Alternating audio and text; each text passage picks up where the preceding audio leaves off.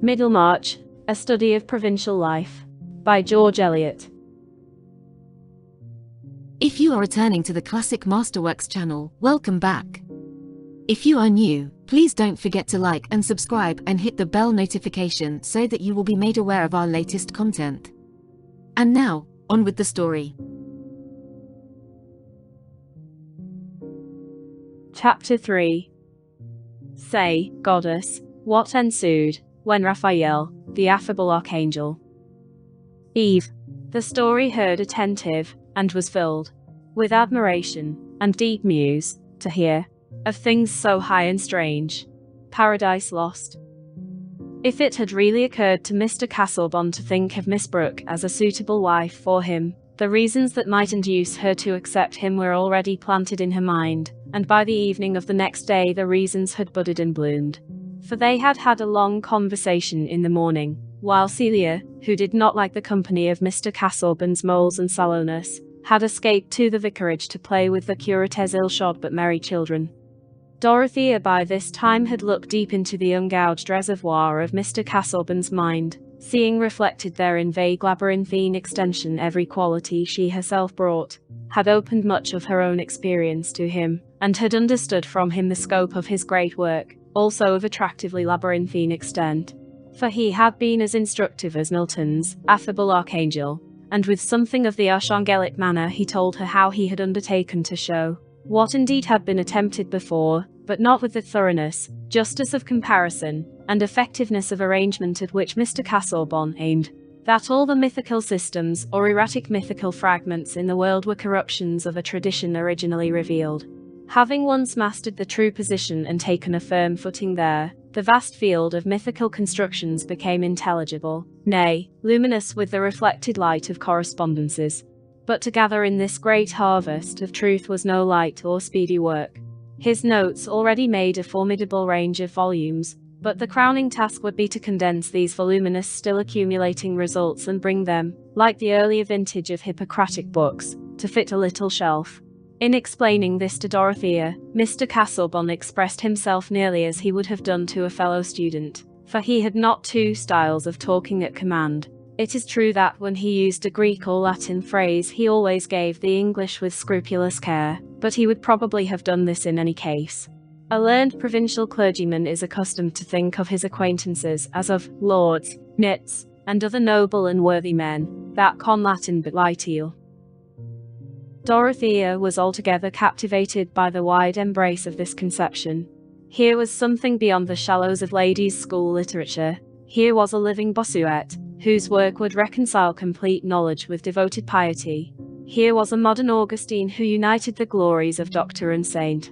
The sanctity seemed no less clearly marked than the learning, for when Dorothea was impelled to open her mind on certain themes, which she could speak of to no one whom she had before seen at Tipton, especially on the secondary importance of ecclesiastical forms and articles of belief compared with that spiritual religion, that submergence of self in communion with divine perfection, which seemed to her to be expressed in the best Christian books of widely distant ages, she found in Mr. Castlebon a listener who understood her at once, who could assure her of his own agreement with that view and duly tempered with wise conformity, and could mention historical examples before unknown to her. He thinks with me, said Dorothea to herself, or rather, he thinks a whole world of which my thought is but a poor two-penny mirror. And his feelings too, his whole experience, what a lake compared with my little pool.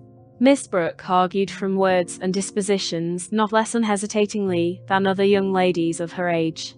Signs are small measurable things, but interpretations are illimitable, and in girls of sweet, ardent nature, every sign is apt to conjure up wonder, hope, belief, vast as a sky, and coloured by a diffused thimbleful of matter in the shape of knowledge. They are not always too grossly deceived, for Sinbad himself may have fallen by good luck on a true description, and wrong reasoning sometimes lands poor mortals in right conclusions. Starting a long way off the true point, and proceeding by loops and zigzags, we now and then arrive just where we ought to be. Because Miss Brooke was hasty in her trust, it is not therefore clear that Mr. Castlebon was unworthy of it. He stayed a little longer than he had intended, on a slight pressure of invitation from Mr. Brooke, who offered no bait except his own documents on machine breaking and rig burning. Mr. Castlebon was called into the library to look at these in a heap, while his host picked up first one and then the other to read aloud from in a skipping and uncertain way, passing from one unfinished passage to another with a "yes, now, but here," and finally pushing them all aside to open the journal of his youthful continental travels. "Look here is all about Greece. Rhamnus, the ruins of Rhamnus. You are a great Grecian. Now, I don't know whether you have given much study to the topography. I spent no end of time in making out these things. Helicon, now, here, now." We started the next morning for Parnassus, the double peak Parnassus. "All this volume is about Greece, you know," Mr. Brooke wound up, rubbing his thumb transversely along the edges of the leaves as he held the book forward. Mr. Castlebon made a dignified though somewhat sad audience, bowed in the right place, and avoided looking at anything documentary as far as possible, without showing disregard or impatience, mindful that this desultoriness was associated with the institutions of the country, and that the man who took him on this severe mental scamper was not only an amiable host, but a landholder and custos rotulorum. Was his endurance aided also by the reflection that Mr. Brooke was the uncle of Dorothea? Certainly he seemed more and more bent on making her talk to him, on drawing her out, as Celia remarked to herself, and in looking at her his face was often lit up by a smile like pale wintry sunshine. Before he left the next morning, while taking a pleasant walk with Miss Brooke along the gravelled terrace, he had mentioned to her that he felt the disadvantage of loneliness, the need of the cheerful companionship with which the presence of youth can lighten or vary the serious toils of maturity. And he delivered this statement with as much careful precision as if he had been a diplomatic envoy whose words would be attended with results.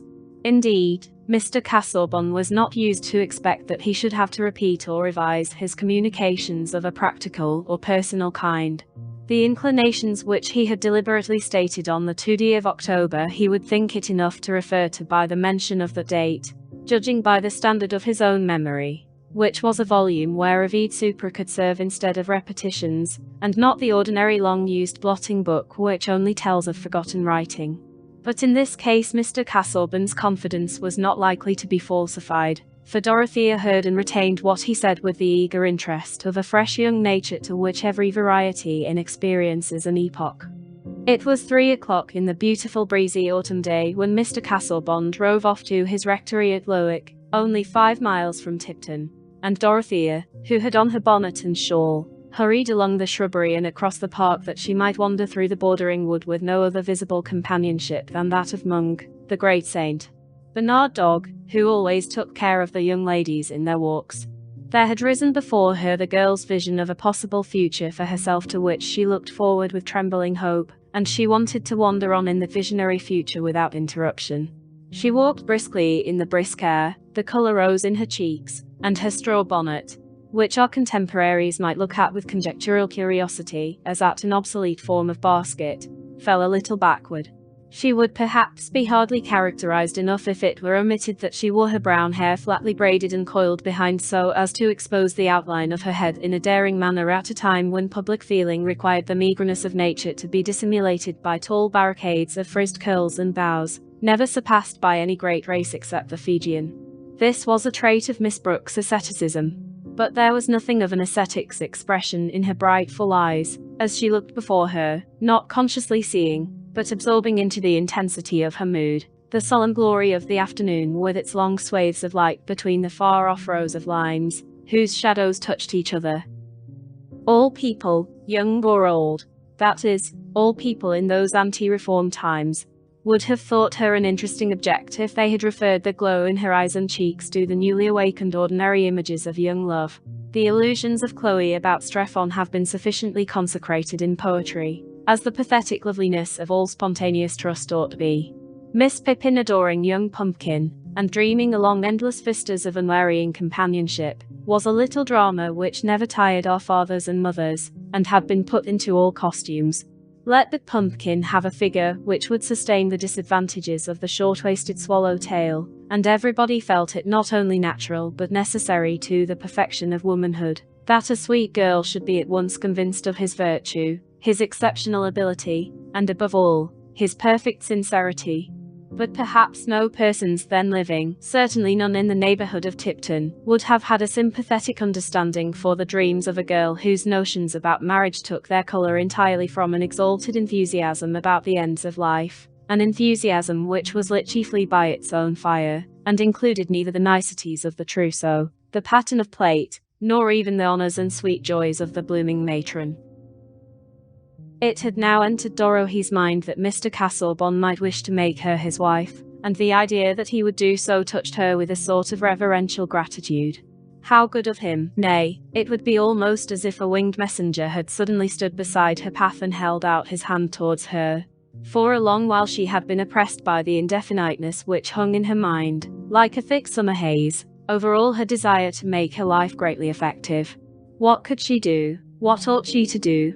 She, hardly more than a budding woman, but yet with an active conscience and a great mental need, not to be satisfied by a girlish instruction comparable to the nibblings and judgments of a discursive mouse. With some endowment of stupidity and conceit, she might have thought that a Christian young lady of fortune should find her ideal of life in village charities, patronage of the humbler clergy, the perusal of female scripture characters, unfolding the private experience of Sarah under the old dispensation, and Dorcas under the new, and the care of her soul over her embroidery in her own boudoir, with a background of prospective marriage to a man who, if less strict than herself, as being involved in affairs religiously inexplicable, might be prayed for unseasonably exhorted. From such contentment poor Dorothea was shut out. The intensity of her religious disposition, the coercion it exercised over her life, was but one aspect of a nature altogether ardent, theoretic, and intellectually consequent, and with such a nature struggling in the bands of a narrow teaching, hemmed in by a social life which seemed nothing but a labyrinth of petty courses, a walled-in maze of small paths that led nowhither, the outcome was sure to strike others as at once exaggeration and inconsistency. The thing which seemed to her best, she wanted to justify by the completest knowledge, and not to live in a pretended admission of rules which were never acted on. Into this soul hunger as yet all her youthful passion was poured.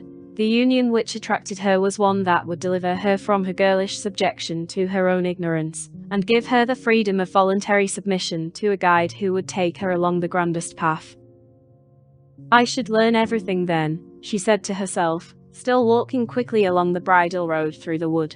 It would be my duty to study that I might help him the better in his great works. There would be nothing trivial about our lives. Everyday things with us would mean the greatest things. It would be like marrying Pascal. I should learn to see the truth by the same light as great men have seen it by. And then I should know what to do. When I got older, I should see how it was possible to lead a grand life here, now, in England. I don't feel sure about doing good in any way now. Everything seems like going on a mission to a people whose language I don't know. Unless it were building good cottages, there can be no doubt about that. Oh, I hope I should be able to get the people well housed in Lowick.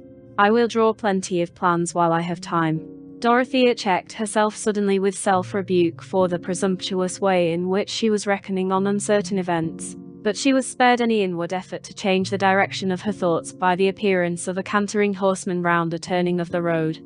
The well-groomed chestnut horse and two beautiful setters could leave no doubt that the rider was Sir James Chetham.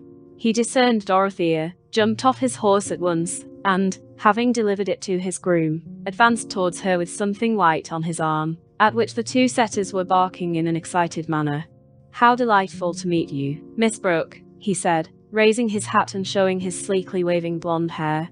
"It has hastened the pleasure I was looking forward to." Miss Brooke was annoyed at the interruption.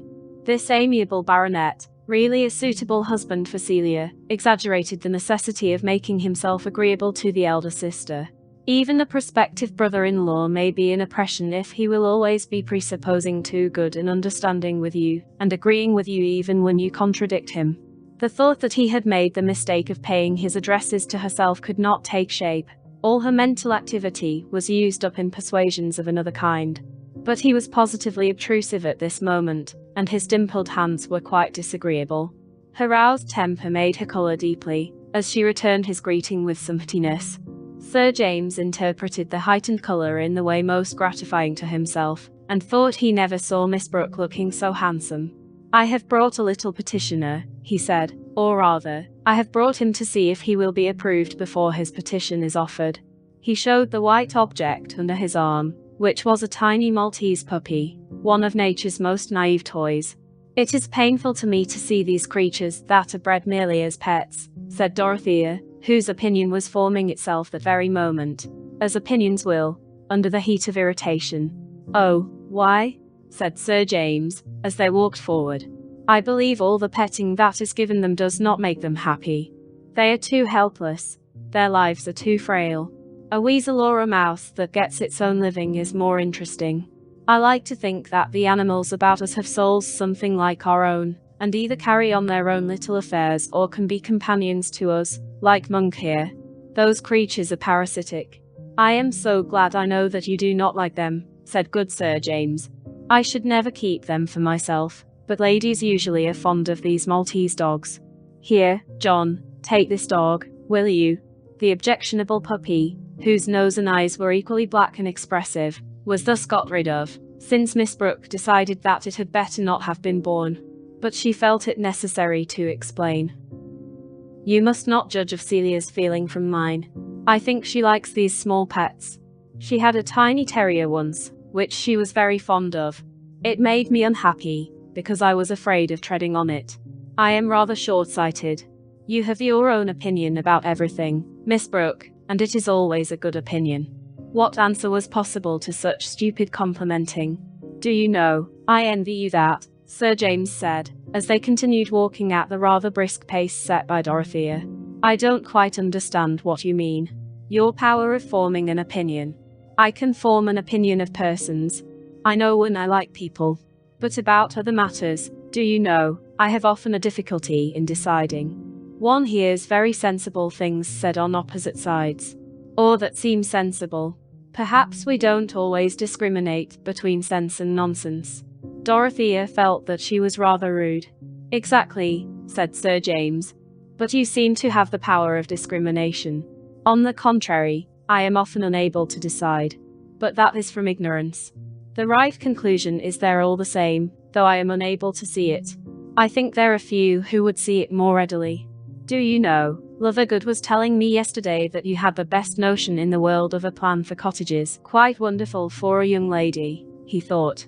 You had a real genius, to use his expression. He said you wanted Mr. Brooke to build a new set of cottages, but he seemed to think it hardly probable that your uncle would consent. Do you know, that is one of the things I wish to do. I mean, on my own estate. I should be so glad to carry out that plan of yours, if you would let me see it. Of course, it is sinking money. That is why people object to it. Labourers can never pay rent to make it answer. But, after all, it is worth doing. Worth doing? Yes, indeed, said Dorothea, energetically, forgetting her previous small vexations. I think we deserve to be beaten out of our beautiful houses with a scourge of small cords, all of us who let tenants live in such sties as we see round us. Life in cottages might be happier than ours, if they were real houses fit for human beings from whom we expect duties and affections. Will you show me your plan? Yes, certainly. I dare say it is very faulty. But I have been examining all the plans for cottages in Loudon's book, and picked out what seem the best things. Oh, what a happiness it would be to set the pattern about here. I think instead of Lazarus at the gate, we should put the pigsty cottages outside the park gate. Dorothea was in the best temper now. Sir James, as brother-in-law, building model cottages on his estate, and then, perhaps, others being built at Lowick, and more elsewhere in imitation. It would be as if the spirit of Oberlin had passed over the parishes to make the life of poverty beautiful. Sir James saw all the plans, and took one away to consult upon with Lovergood. He also took away a complacent sense that he was making great progress in Miss Brooke's good opinion. The Maltese puppy was not offered to Celia, an omission which Dorothea afterwards thought of with surprise, but she blamed herself for it. She had been engrossing Sir James. After all, it was a relief that there was no puppy to tread upon. Celia was present while the plans were being examined, and observed Sir James's illusion. He thinks that Dodo cares about him, and she only cares about her plans. Yet I am not certain that she would refuse him if she thought he would let her manage everything and carry out all her notions. and how very uncomfortable Sir James would be. I cannot bear notions. It was Celia's private luxury to indulge in this dislike.